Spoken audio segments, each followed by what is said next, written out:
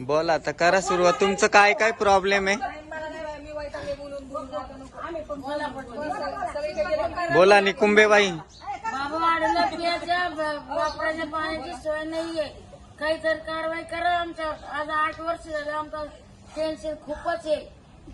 आम्ही कवरिकचं पाणी आणायचं महिनाभर काम करतोय आणि टँकर आणायचा आणि तुम्हाला मग कामाला निवडून द्यायचं. मग आता तुमचं काय म्हणणं आहे? आयुक्त साहेबांनी काय ह्याच्यात लक्ष घातलं पाहिजे का नाही घातलं पाहिजे? घातलं पाहिजे.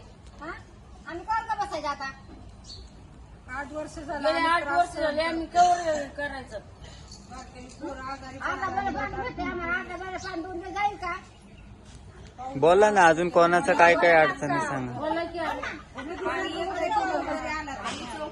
प्यायचं पाणी बी नाही. आम्ही विभागाला गेलो, तिकडे नगरसेवकाच्या घरी गेलो, सगळीकडे गेलो. आमची कुणी दखल घेत नाही. हा म्हणतात तेवढ्या पुरतं आणि काही बी दखल घेत नाहीयेत आमची.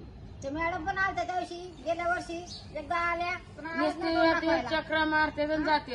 आम्ही आणि काहीच करू शकत नाही ते. जाऊन बसतो ऑफिस मध्ये आणि मतदान आलं का तेवढं येतात. ताई बाई या बघ का आम्हाला मतदान द्या, शिक्का मारायला. हा? आणि आणि खाली काय पण निवडून मतदान द्या करतो. नुसतं.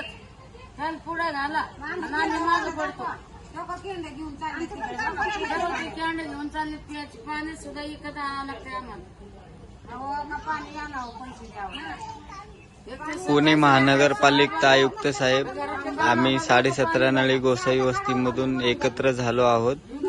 तुम्हाला आमची कळकळीची विनंती आहे, तुम्ही गेले 8 वर्षापासून आमचं टॅक्स व सगळी सुविधा घेत असून आम्हाला पाणी तुम्ही का देऊ शकत नाही असं सर्वांचं म्हणणं आहे.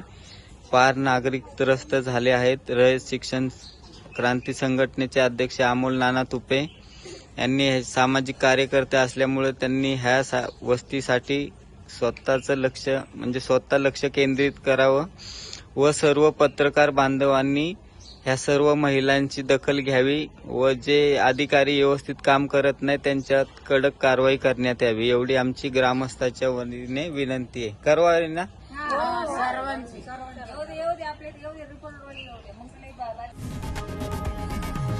लोकशाही मराठी ऐका, पहा, जागरूक रहा.